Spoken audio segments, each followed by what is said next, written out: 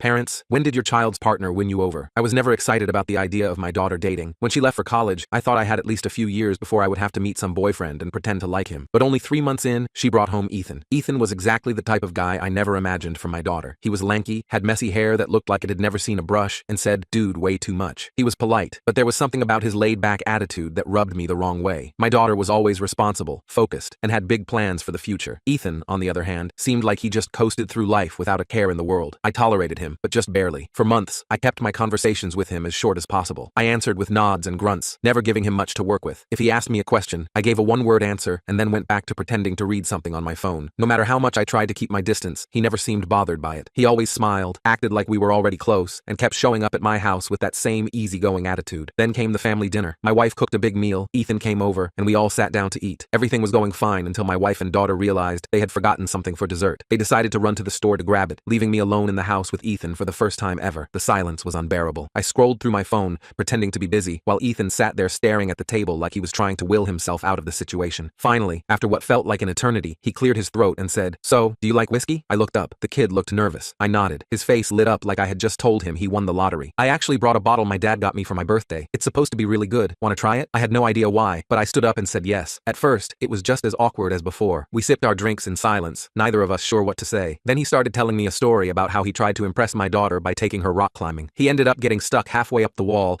and had to be rescued by an instructor while she stood at the bottom laughing. I laughed too, a real laugh. I told him about the time I entered a chili eating contest to impress my wife when we were dating, only to throw up all over a state senator's shoes. One drink turned into two. Two turned into more than I could count. We started talking about everything: music, movies, embarrassing college stories. I found out Ethan was not as aimless as I thought. He had plans and was working towards starting his own business. He was not just carefree. He just chose not to stress over things he could not control. At some point, we got loud. We were laughing and shouting across the kitchen table. By the time my wife and daughter came back, we were completely drunk, singing along to an old rock song neither of us knew the words to. My wife looked completely unimpressed. My daughter stood in the doorway, staring at us like we had lost our minds. Ethan grinned at my wife and said, "Ma'am, I love your cooking." That was it. I lost it. That night changed everything. I stopped tolerating Ethan and actually started liking him. Now, he is like a second son to me. I still do not know exactly how it happened, but somehow, over a few drinks and a ridiculous conversation, he won me over. And honestly, I am glad he did.